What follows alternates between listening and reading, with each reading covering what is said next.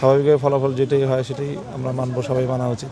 আমি তো এখন সকালে আসলাম ভোট কেন্দ্রে, এখনও তো আলহামদুলিল্লাহ যতটুকু দেখছি এখানে পরিবেশে কোনো সমস্যা কিছু দেখিনি।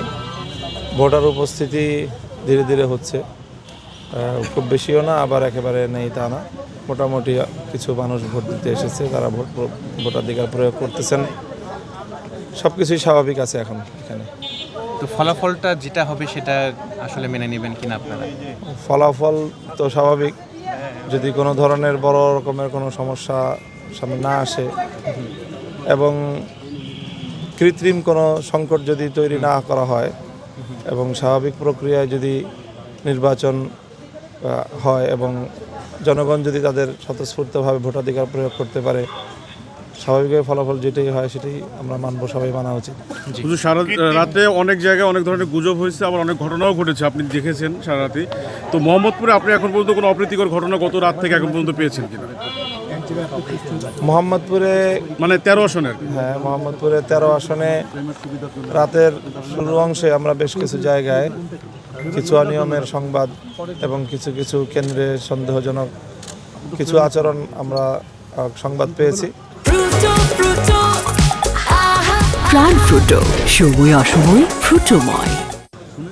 সেই বিষয়গুলো সারা রাত আমরা নিজস্বভাবে যাচাই করার সুযোগ পাইনি। আমরা প্রশাসনকে জানিয়েছি সেই জায়গাগুলো, আমাদের কনসার্নের জায়গাগুলো। এখন বিস্তারিত সংবাদ নিয়ে বলতে পারবো আর কি। বাকি আমরা দেখলাম যে আপনি ভোট কক্ষ খোঁজার জন্য দোতলা তিনতলা একটু ঘুরতে হলো, এটা কি মানে আপনি প্রার্থী হয়ে যেহেতু একটু বিড়ম্বনায় পড়তে হয়েছে, সাধারণ ভোটাররা কি এরকম কোনো ঝামেলায় পড়বে কিনা? না, এটা ওখানে যে সংখ্যা লেখার মধ্যে মানে হয়তো একটু ভুল হয়েছে এই জন্য। আর অনেকগুলো বুথ, তো যেহেতু আমার জানা নেই কোন বুথে, একটা কেন্দ্রে 5টা বুথ, এখন 5 বুথের মধ্যে সংখ্যা ভোটার একটা থেকে একটা সংখ্যা পর্যন্ত, তো একটু সমস্যা তো হইতেই পারে। এটা খুব বড় কোনো সমস্যা আমার কাছে মনে হয় না। ভোটার একটু বলছিলেন যে ভোট দিতে একটু দেরি হচ্ছে, কারণ 2টা ব্যালট সাইন করতে হচ্ছে, সিল দিতে হচ্ছে। তো এটা নিয়ে আপনাদের কোনো বক্তব্য আছে কিনা?